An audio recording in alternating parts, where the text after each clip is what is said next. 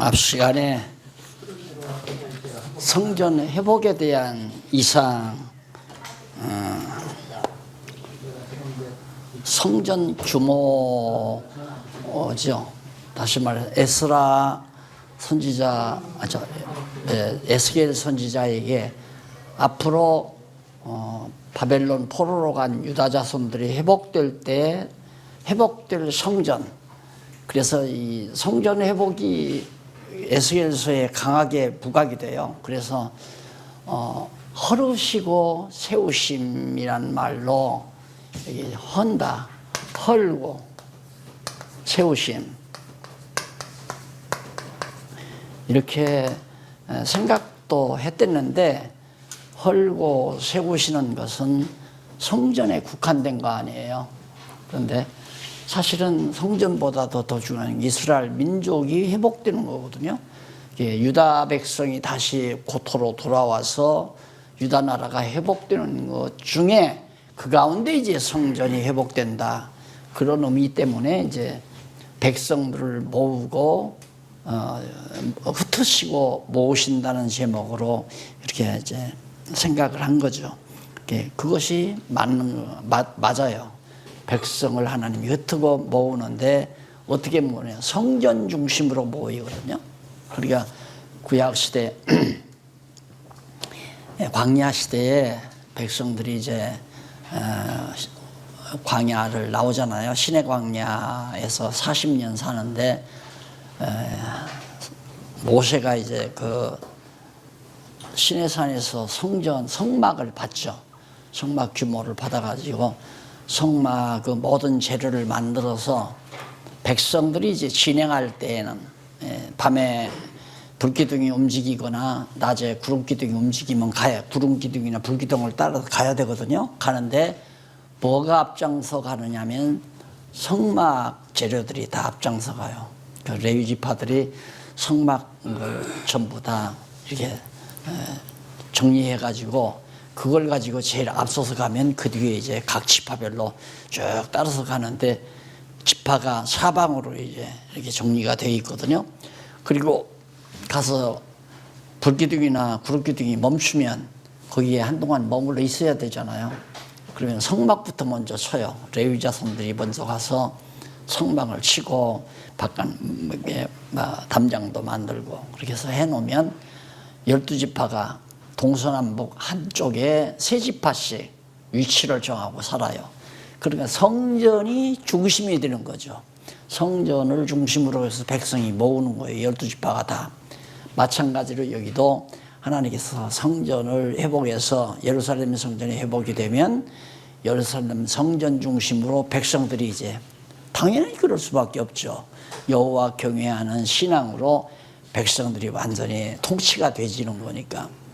그걸 보면 이스라엘 백성들도 처음부터 애굽에서 종노릇 하고 나오다가 이제 민족이 형성되잖아요. 그러니까 애굽에서 나오기까지는 뭐라고 나오냐면 이스라엘 자손이라고 되게 지칭이 나와요. 이스라엘 자손. 그러다가 홍해바다 건너서 시내산에서 율법을 받은 이후에는 이스라엘 백성이라고 호칭을 해요. 그게 벌써 이제 하나님께서 십계명을 주신 이후부터 그때는 이제 백성이 되는 거죠. 하나님은 통치자가 되시고 하나님이 다스려 주시는 이스라엘 백성이 형성이 된다. 그 이스라엘 백성이라는 게 오늘 우리로 말하면 교회거든요. 교회를 누가? 하나님이 역시 세워서 하나님이 다스려 간다. 거기에 우리는 그냥 쓰임 받는 것이다. 하나님 나라의 심부름꾼으로, 무슨 심부름꾼? 교수, 성령의 조교로서 쓰임 받는, 성령께서 인도하심 따라서 성령께서 마련해 주신 교재, 성경이죠. 성령의 감동으로 기록했잖아요. 성령이 만들어준 교재를 가지고 그대로 가서 전달해 주는 전달 역할. 그런데 그만 과분하게 통치자 역할까지 해버리다가 보니까 교회가 타락하는 거란 말입니다. 통치자 역할까지 하다가 보니까. 그러니까 각자 목회자의 그 구상이 다 다르잖아요. 목회자마다 목회 방법도 다르고 스타일도 다르고 목회 목적도 다르고 여러 가지 목회하는 여러 가지 그 수단도 다르고 전부 각자가 왜 사람마다 자기네들이 있다. 그래서 개신교는 일단 목사 안수 받으면 끝나요. 다 왕이에요. 다. 예. 근데 구교는 그게 아니죠. 완전히 교황청에서 하나 딱 앉아가지고 교황청 말이 무슨 딱 교황이 메시지를 전하면 그것이 벌써 전 세계로 확 퍼져버리잖아요. 똑같이 전 세계로. 그러다 보니까 일사천리 통치가 잘 이루어지죠. 내가 왜 이 얘기를 하려고 하냐면 하나님께서 성막을 회복한다. 그게 신의 산에서 주던 성막 규모와 달라요. 신의 산에서는 그 재료도 다르고 크기도 다르고 다 달라요.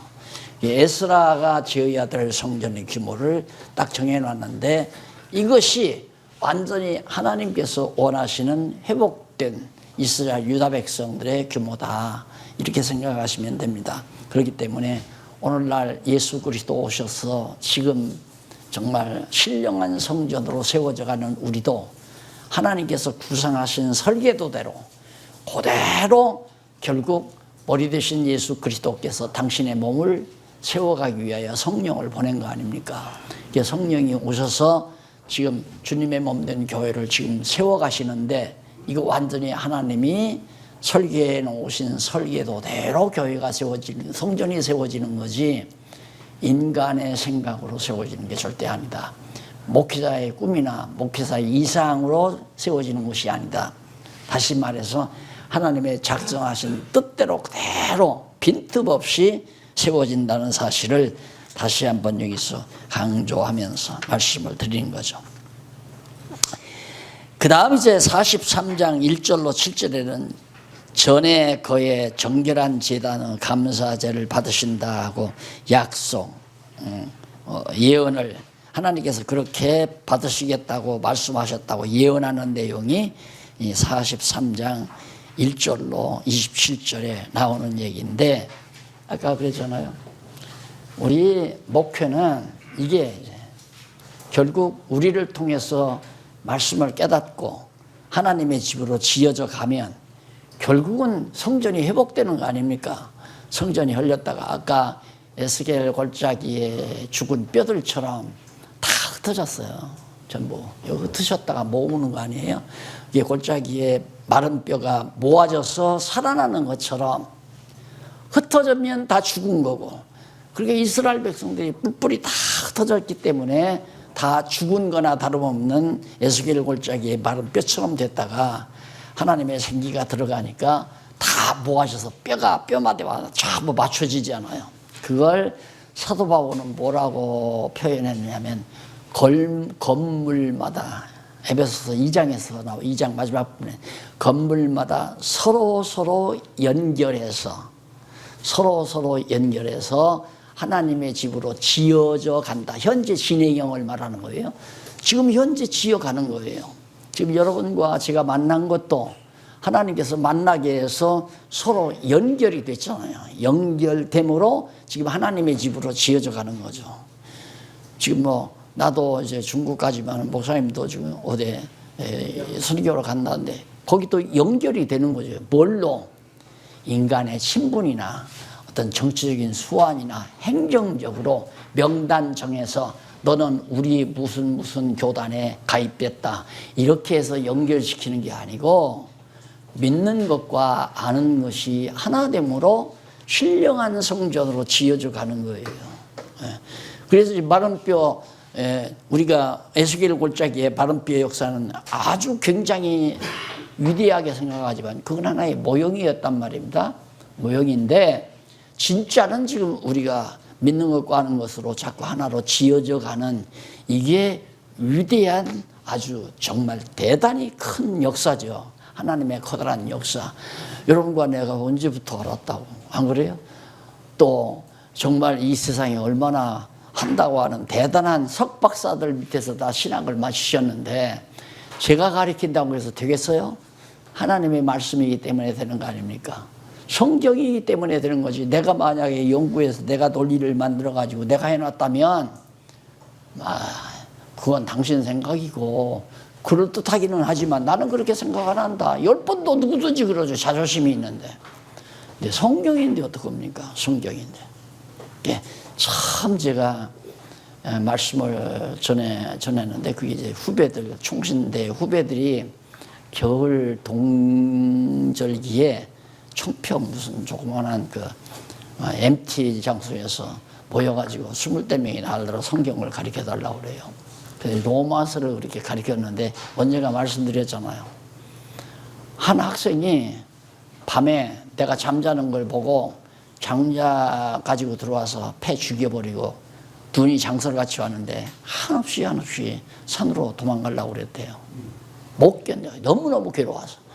자기가 나름대로 그래도 대단한 학자들 밑에서 니체의 철학으로 완전히 자기 인생을 견고하게 다져놨는데, 첫 시간부터 이게 헐어져 나가는데, 니체 철학이 헐어져 나가는데, 그 사람에게만 헐어져 나간 게 아니에요. 니체 전공해가지고 박사학위 받은 우리 박홍기 교수 사상에서 이 머릿속에 있는 사상도 다 헐어져 버리잖아요. 싹 헐어져 버리고 다 씻었잖아요. 니체는 뭐, 칸트는 뭐고, 아리스토텔레스는 뭡니까? 다 물어나요, 다. 모든 철학은 다 거짓된 거라고 그랬잖아요. 헛되고 거짓된 거.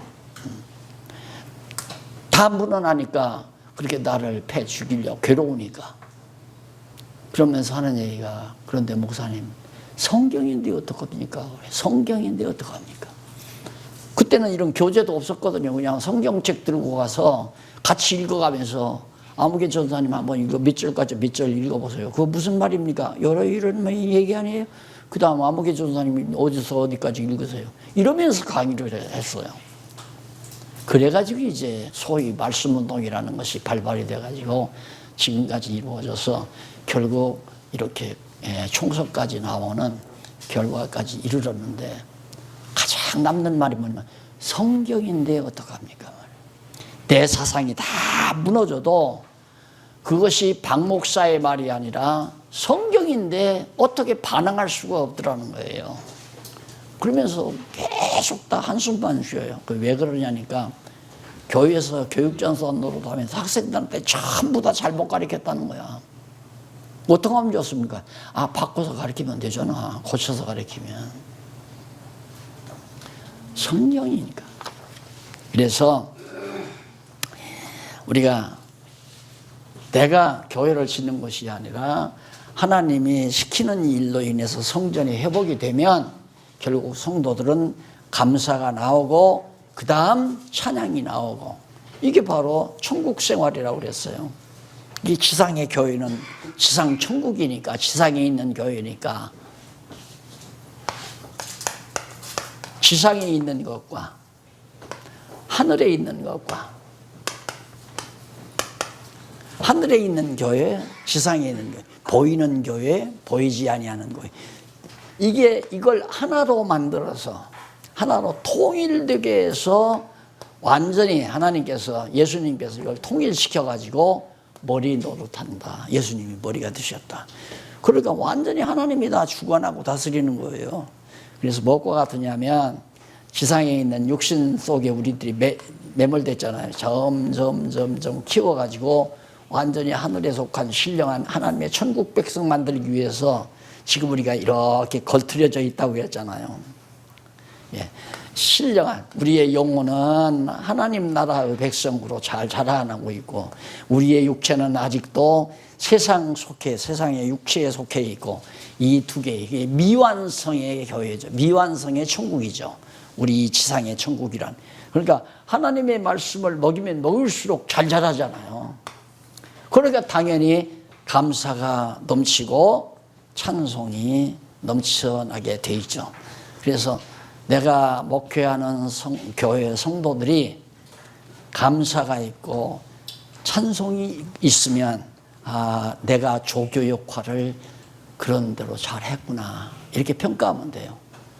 그런데 뭔가 성도들이 감사가 모자라고 항상 욕심이 많아서 보면 알잖아요.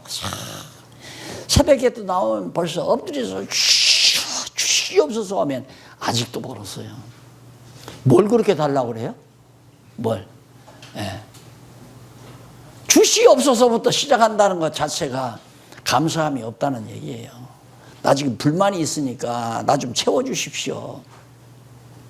그래서 기도하는 자세부터도 벌써 아니다.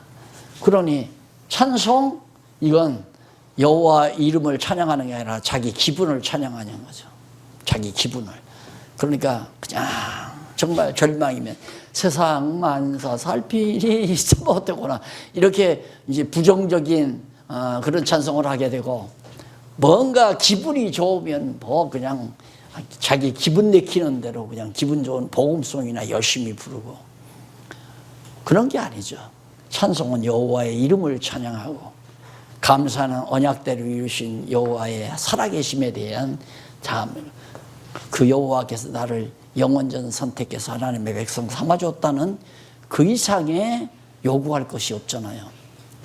이게 사실은 하나님이 보실 때는 가장 지금 가지고 계신 것, 받으신 것 그 자체가 가장 만족한 거예요. 그래서 야고보 선생은 먹을 것과 입을 것이 있으니 족한 줄 알라고 그랬는데, 그게 하나님이 볼 때 그만큼이 적절하니까 딱 준 거기 때문에 만족해야 돼요. 주여 지금이 만족합니다. 다윗은 뭐라고 하냐면 너무 부하기도 마옵시고 가난하게도 마옵소서. 이유는 부하면 하나님을 떠날까 두렵고 교만할까 두렵고, 가난하면 또 하나님을 역시 가난하면 내가 하나님을 모독할까 두렵다. 그래서 가난하게도 마옵시고 부유하게도 마옵소서. 이런 하나님 중심의 생각으로 성도들이 돌아서도록 하는 데는 하나님의 말씀대로 시킨 대로, 성령께서 회복하게 하시려고 시킨 대로 가서 조교 역할만 잘하면 된다 하는 얘기를 다시 한번 강조하면서 44장 1절로 31절로 하십시다. 레위 사람의 법률 결과와 그 직무 수행에 대해서 예언합니다. 그러니까 예루살렘이 무너지기 전에 레위 사람들이 얼마나 많은 범죄를 했는가, 그 범죄의 내용이 넘어가 보면 1절로부터 8절 한번 보실까요? 그 80페이지에 가보시면 1절로부터 8절 제일 밑에 나옵니다. 에스겔 선지자가 여호와의 전의 율례 및 규례와 백성이 행한 가증한 일에 대하여 증언하는 그런 내용입니다. 그리고 레위 사람이 가증한 일로 제사장 직무를 그 제일 밑에 9절로 14절 나오죠. 가증한 일로 제사장 직무를 제외한 일부 직임만 수행하는 것을 예언하는 그런 내용. 그러니까 왜 그러느냐면 백성들의 비율을 맞추니까. 그러니까 북이스라엘 이제 남쪽 유다가 망할 때는 제사장들이 백성들의 비율을 맞추어, 그래서 거기 보면 저는 율례와 규례와 백성이 행한 가증한 일, 그 가증한 일을 우상 섬기는 일이란 말입니다. 우상 섬기는 일. 그리고 성전을 여호와의 전을 지어놓고 거기서 우상을 섬긴다 이 말이에요. 그래서 저는 그게 이제 그 성전을 보면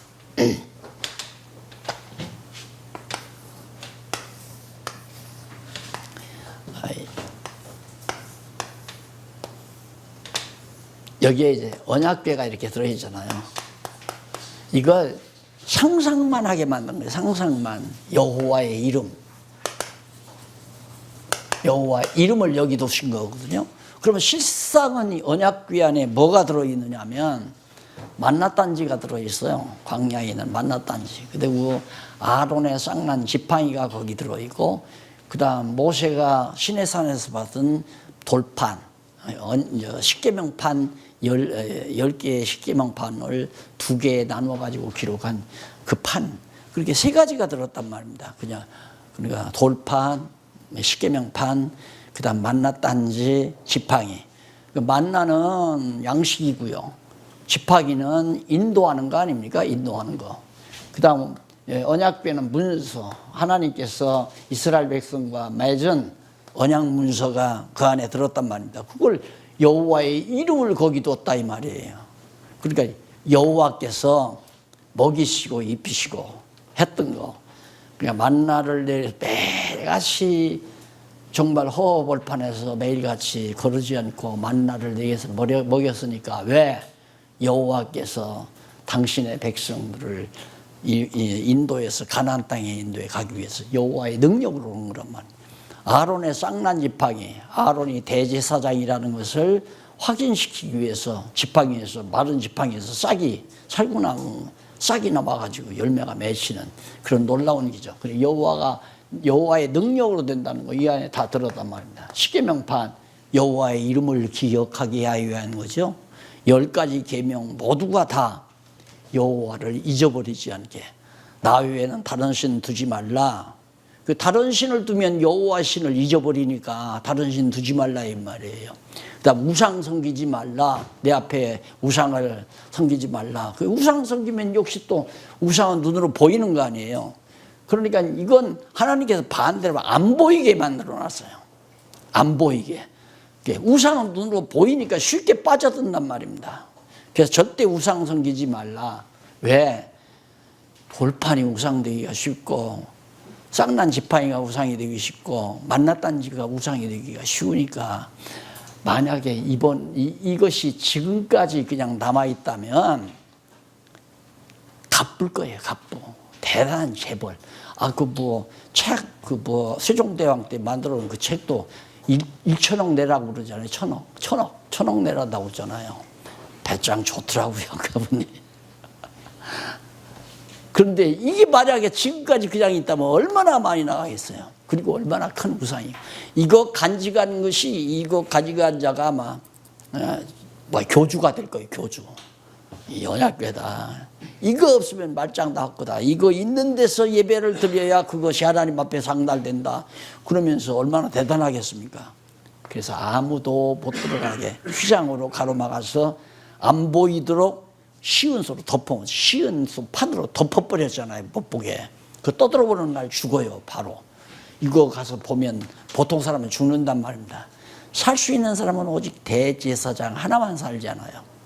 이유는 뭐냐면 우상 종교가 아니라는 것을 강조하기 위해서. 만약에 우리 기독교를 하나님께서 여호와 하나님 경외하게 하기 위해서 하려면 가장 쉬운 방법이 당신 모습을 아주 어떻게 머리는 몇 센치, 그다음 모자는 뭘 씌우고 뭘로 만들고 해서 정말 큰 석굴처럼 만들어 놓고 이게 여호와다 하고 경외하면 잘 섬겼을 거예요.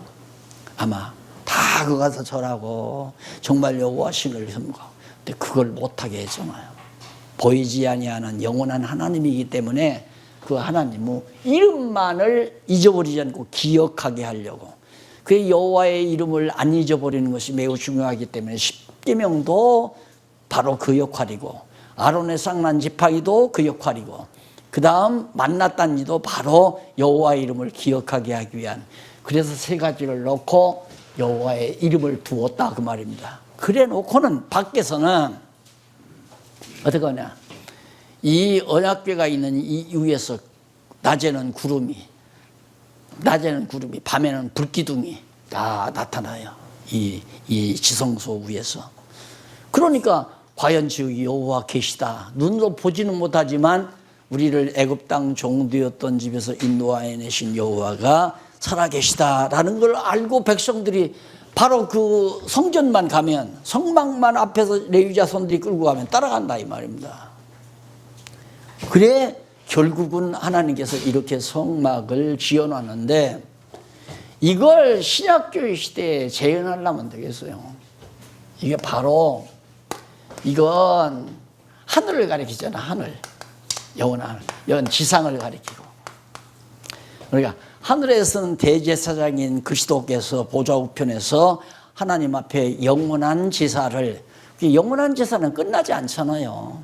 영원한 거니까 시작이 있고 끝이 있는 거 아니잖아요. 그러니까 예수님께서 승천하셔서 영원한 대제사장으로 지금 제사장 역할을 하고 있다 이 말입니다. 땅에서는 뭐냐? 우리 제사장들. 다 택한 백성은 제사장 아니, 제사장들이 바로 여기서 할 봉사일을 하는 거죠. 조불도 켜고 떡상도 재리고 향불도 피고 이런 것들이 다 봉사하는 일 아니에요. 물도 먹고 그다음 짐승을 잡아서 피도 흘려서 피를 갖다 뿌리기도 하고 대제사장인 예수님이 지성소에서 하시기 사장들 다 택한 백성은 제사장 아니 제사장들이 바로 여기서 할 봉사일을 하는 거죠. 조불도 켜고 떡상도 재리고 향불도 피고 이런 것들이 다 봉사하는 일 아니에요. 물도 먹고 그다음 짐승을 잡아서 피도 흘려서 피를 갖다 뿌리기도 하고 대제사장인 예수님이 지성소에서 하시기 사장들 다 택한 백성은 제사장 아니 제사장들이 바로 여기서 할 봉사일을 하는 거죠.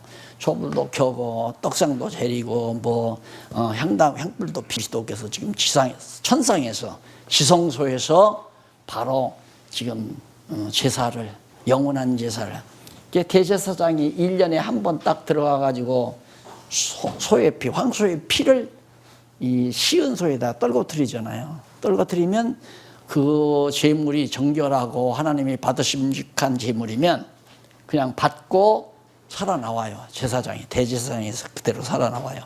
그런데 만약에 불결한 제물이면 하나님이 안 받죠. 안 받고 바로 들어가자마자 죽잖아요. 그냥 직사에 죽는단 말입니다. 그래서 그때 그 70년에 주 70년에 성전이 예루살렘 성전이 헐리잖아요. 헤롯 대왕의 성전이 헐리거든요. 근데 유대인들이 어떻게 생각을 했냐면 로마가 아무리 쳐들어왔다 하지만은 주전 64년에 유대를 점령을 했죠. 로마가 이제 헬라를 치고 이기니까 승리하니까 자연히 유대도 로마 손아귀에 들어갔잖아요. 그래도 감히 이제 로마가 성전으로 손을 못 댔어요. 왜 그러냐면 어떻게든지 유대인들을 잘 이제 이렇게 요리를 해서 유대인들의 마음을 돌려가지고 자기들에게 세금도 잘 내고 자기들을 잘 따르도록 하려고 그래서 유대인으로 왕도 세워주고 그게 헤롯이란 말입니다.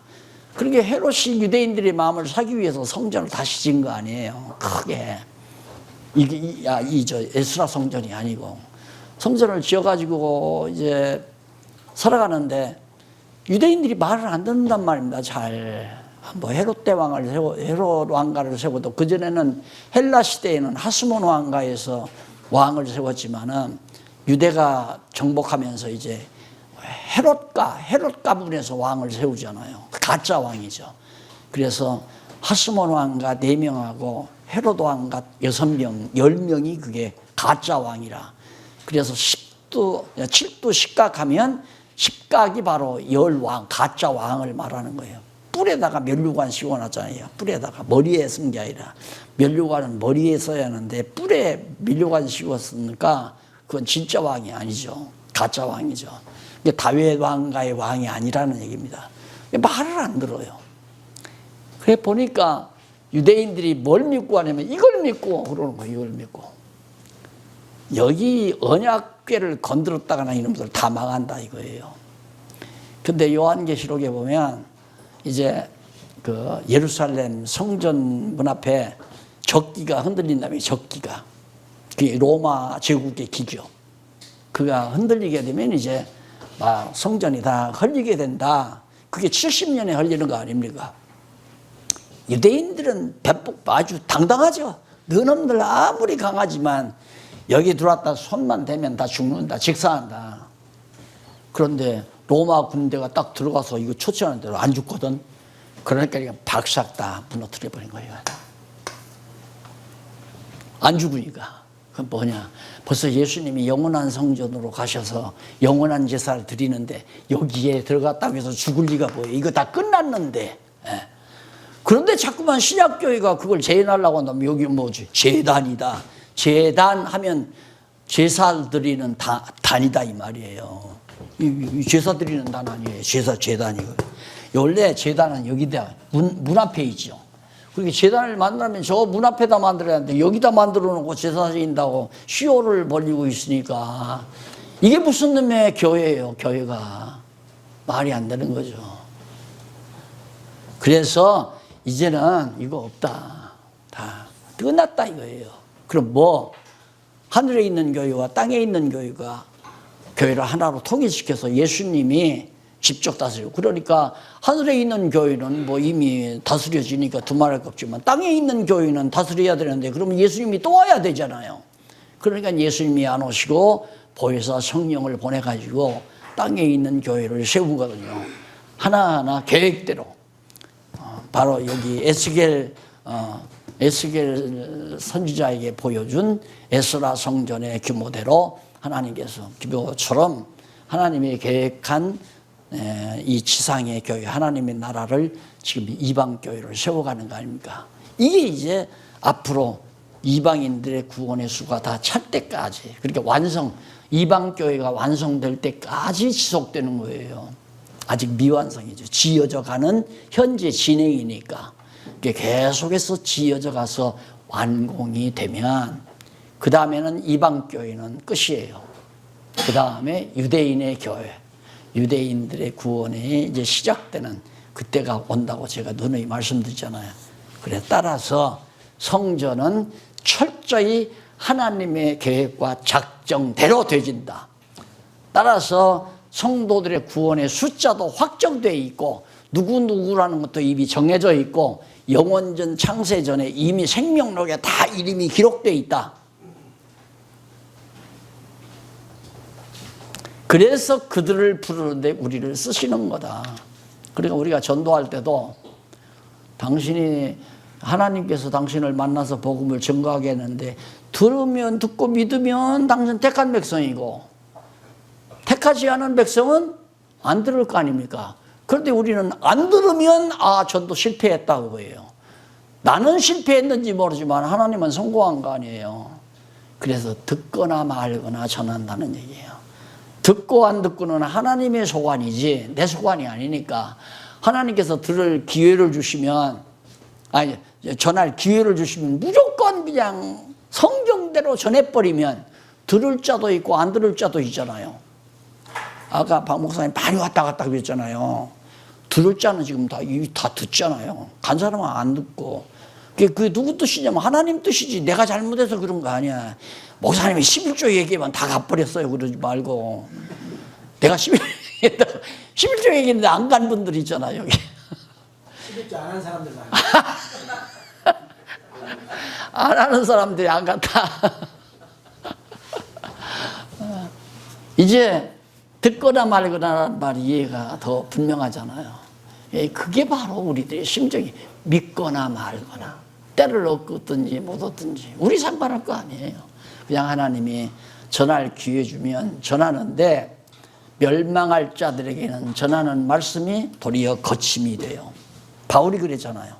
멸망시키는 일이에요.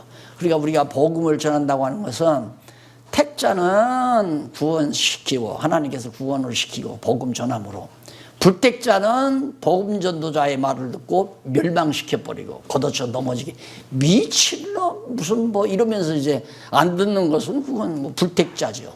아니면 조금 돼지우리 갈 때까지가 또 남아있든가 돼지우리 가서 돌아올 수도 있는 거니까 어쨌든 듣고 안 믿는 건 하나님의 소관이란 말입니다. 그러니까 어떻게든지 듣게 하려고 이렇게 애를 인간 수단 방법 쓸 필요 없단 말입니다. 지금 제사장들이 왜 타락했는가? 백성들이 기뻐하는 대로 우상, 가증한 일을 행했던 거는 백성들이 우상 좋아하니까 자기들도 우상 섬기면서 그렇게 하도록 이게 될 말이냐 이거예요. 그래서 목사님들이 성도들이 듣기 좋은 말 듣거나 말거나 상관없어요. 듣기 좋은 말 하려고 하나님께서 우리를 교사로 택한 게 아니니까 하나님 말씀 증거하라고 했잖아요. 하나님 말씀 증거하라고. 듣기 싫어 그 같아도 전해주고 하면 돼. 그게 내 사명 다하는 거니까. 에스겔도 그렇죠. 마찬가지. 에스겔도 마찬가지고 에레미야는 특히도 그랬잖아요.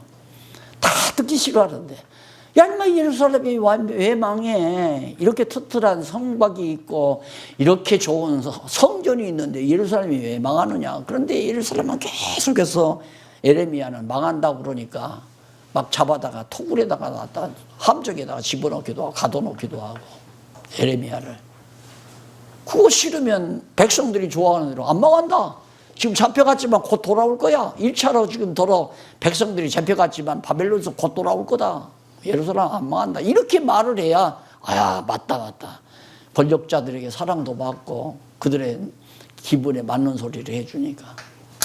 그래서 하나님 말씀 받은 자가 괴로운 것이 뭐냐면 전하고 환영을 못 받는다는 거.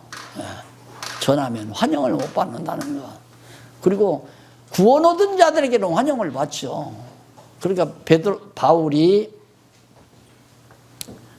그리스로 처음에 건너갔잖아요. 빌립보로. 건너가서 잘 아시는 대로 갔는데 환상을 보고 갔거든요. 바다 건너에서 자꾸 누가 손을 까불러요. 그러니까 저 바다 건너에서 그리로 가라는가 보다 하고 사도 바울이 이제 빌립보로 건너갔다 에게를 건너서 갔단 말입니다. 가서 아침 일찍 일어나서 이제 산책 삼아서 어디 기도할 곳 없나 조용하게. 그러면서 이제 해변가를 누미다가 그 조그마한 아늑한 그 모래사장이 있더라고요. 거기래요. 거기를 바울이 이제 가보니까 여자들이 또 아침 산책을 나왔던가 보죠. 그리고 거기서 말씀을 증거하니까 대여섯 명이 들었어요. 대여섯 명이 바울의 말을 듣고 대여섯 명 가운데 한 명밖에 안 듣잖아요. 한 명. 루디아라고 하는 여자 딱 한 명 딱 바울의 말을 들어요. 그것이 유럽의 기독교가 복음이 전파되는 큰 지지 역할을 그 루디아라는 여자가 감당했잖아요. 그게 다 하나님이 준비하신 거예요. 그러니까 내가 전하는 복음을 모든 사람이 다 듣기를 원하는 건 자기가 하나님 노릇하겠다는 거지. 안 들을 사람은 안 듣고 듣는 사람은 듣고 그래요. 그러니까 지금 목사님들도 지금 현재 목회를 하면서 10명이든 20명이든 100명이든 간에 이대로 전한다. 그 사람들이 다 목사님이 가르치는 대로 성경대로 믿고 그렇게 하면 평생 못하죠. 평생. 아이고 듣갔으면 듣고 말았으면 말아라. 이거죠. 하나님이 다 정한 자는 듣고 하나님이 정하지 않은 자는 안 듣는다. 못 듣고 못 깨닫게 한다. 귀 있는 자는 들을지어다. 딱 선언해 놓고. 나 귀 있습니다. 그건 가짜 귀야. 이 귀는 가짜 귀, 육신의 귀. 이건 복 받는다고 해야 달콤해서 조아리는 거예요. 하나님이 당신 정말 크게 쓰시겠다고 해야 귀가 조아려지는 거예요. 자기 좋은 말을 하면 귀가 쫑긋해지고 자기 듣기 싫은 말을 하면 귀가 다 닫혀져 버려요. 이게 말씀 전해보면 딱 알잖아요. 아하, 하나님이 저분의 귀를 열었구나. 하나님이 저분의 귀는 닫아놨구나. 귀를 싹 베버렸구나. 귀가 없이. 그래서 귀 있는 자는 들으라는 그런 얘기입니다. 그래 절대 대중의 귀를 의식하면 안 된다. 제사장들이 이 당시에 제사장들이 전부가 다 백성들이 가증한 일을 하니까 자기들도 따라서 가증한 우상 섬기는 일을 감행했던 그런 잘못을 지금 지적하고 있는 겁니다. 그 다음 15절로 31절 보면 82페이지 에스겔 선지자가 제사장의 직분 수행 언약과 주의사항 및 그 산업과 그 다음 소유에 대하여 증언하는 내용입니다. 그러니까 앞으로 회복됐을 때 제사장은 어떻게 과거 타락하기 이전 모세의 율법대로 율례대로 규례대로 제사장의 규례대로 그대로 다 제사장들은 하나님이 주시는 여호와가 레위 지파 제사장 지파의 유업 아니에요. 이스라엘 다른 지파들은 다 가나안 땅 다 나누어 가지고 땅을 다 기업으로 줬지만은 레위 지파에는 기업이 없어요. 기업이 없이 각 지파들에게서 성을 다 빼죠. 왜? 거처할 성만. 그리고 그 성 주변에 가까운 들판을 좀 남겨놔요. 왜냐하면 백성들이 11조를 가져오면 우리는 지난 한 해 동안 양들이 새끼를 100마리를 낳았습니다. 그래서 11조를 10마리를 가져왔습니다. 눈 멀지 않고 다리 절지 않고 질병이 없는 건강한 양으로 10마리 가져왔습니다 하고 끌고 온다 이거예요. 그러면 그걸 어떻게 하겠어요? 그걸 다 매놔야 되잖아요. 먹일 풀밭도 있어야 되고. 그러기 위해서 이제 성 주변에다가 들판을 좀 주고, 그게 이제 기업이에요. 그래가지고 백성들이 내는 11조 중에서 거기서 11조를 또 떼죠. 그 11조가 레위 자손의 식사예요. 양식. 그리고 9은 거꾸로 했습니다. 10의 하나를 구별해서 하나님 앞에 이제 제물로 드리죠. 10마리 가져왔잖아요. 10마리 가져온데서 한 마리만 골라서 이제 제물로 드리면 나머지 9마리는 제사장 레위지파들이 먹고 사는 기업이 되지게 되는 겁니다. 그런 이야기들을 전부 여기서 밝혀주고 있는 거죠. 그리고 절대 속된 것은 먹지 못하도록 그렇게 해놓은 것이 바로 44장까지 나와 있습니다. 자, 그러면 우리가 성전 회복 배웠죠? 다음 날 오셔서 국토 회복.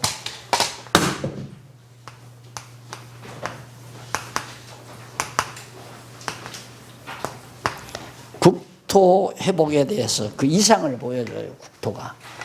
국토도 정말 하나님께서 이상을 보여주는 국토의 모습이 이제 보여지는데, 어디서 어떻게 이제 국토가 다시 회복이 된다.